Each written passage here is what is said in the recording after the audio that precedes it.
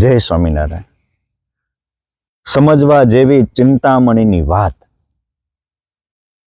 ભગવાન સ્વામિનારાયણ પણ આ વાત કરતા હતા.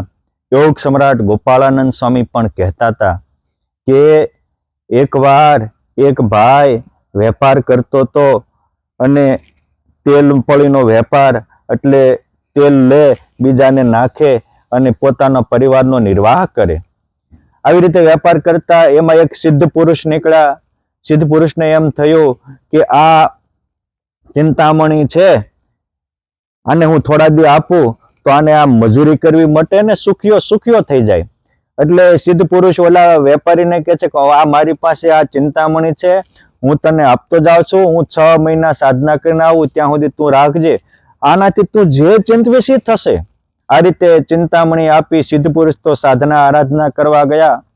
ઓલા વેપારીએ પોતાના જે વેપાર ચાલતો હતો એમાં જે ઘરનું એક જગ્યા એને ટોડલો કહેવાય, ત્યાં ચિંતામણી મૂક્યો અને પછી પોતે પોતાના વેપારમાં એટલો મશગુલ રહ્યો કે ચિંતામણીનો ઉપયોગ જ ન કર્યો.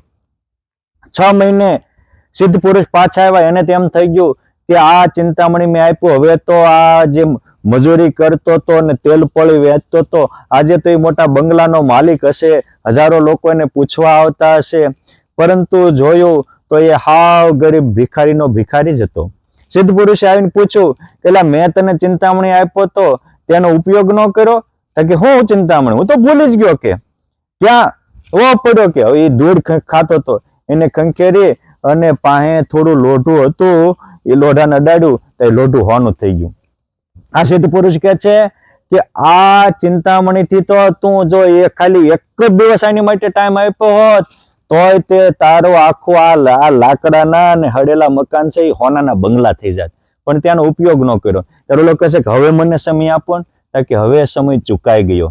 આ ચિંતામણીની વાત કરીને ગોપાળાનંદ સ્વામી સમજાવતા કે એ ચિંતામણી એ પુરુષોત્તમ નારાયણની મૂર્તિ છે, એ ચિંતામણી એ આ સત્સંગ છે, એ ચિંતામણી એ આપણો મોંઘો મનુષ્ય દેહ છે. મળ્યો મનુષ્ય દેહ ચિંતામણી રે તારા અંગમાં છે, રોગ અસાધ્ય માટે સેવી લેજે, સાચા સંતને અંતે કોઈ કામ નહીં લાગે. પરંતુ આપણે પણ ઓલા વેપારીની જેમ એટલા સંસારના કામમાં અટવાણા હોઈએ છીએ. અને આ સંસાર એક એવો છે, અહીંયા તો 12 હાંધો ને 13 ખૂટે ને તેલ લાવો ને ગોળ ખૂટે. માટે સુખી થવું હોય તો થોડોક સમય કાઢીને ભગવાન ભજી લેજો, સત્સંગ કરી લેજો. ગુણાતીતાનંદ સ્વામી કે નવરા થઈને પ્રભુ ભજવા એવી કોઈ આશા રાખવી નહીં. માટે હોનાના બંગલા હળગાવીને પણ આ સત્સંગ કરી લેજો, આ ભગવાનને ભજી લેજો. ચિંતામણી સુંદર લાધી રે રાંક થઈને સિદ્ધ ફરું. માટે આપણે પણ બ્રહ્માનંદ સ્વામીની જેવી ખુમારી જગાડી અને આવા ભગવાન સ્વામિનારાયણ છે, આ પવિત્ર ચાતુર્માસ છે, હાલતા ચાલતા સ્વામિનારાયણ સ્વામિનારાયણ ભજન કરજો. સાચા સંતને સેવી અને મનુષ્ય દેહને ચિંતામણી જેવો સાર્થક કરજો. બાકી આપણે અબજો જન્મ સંસાર માટે ખોયા છે, કાંઈ કામ નથી લાગ્યા, પણ આ એક દેહ ભગવાન કે સંતને માટે ઉપયોગ કરશો, પળમાં બેડો પાર થશે. જય સ્વામિનારાયણ.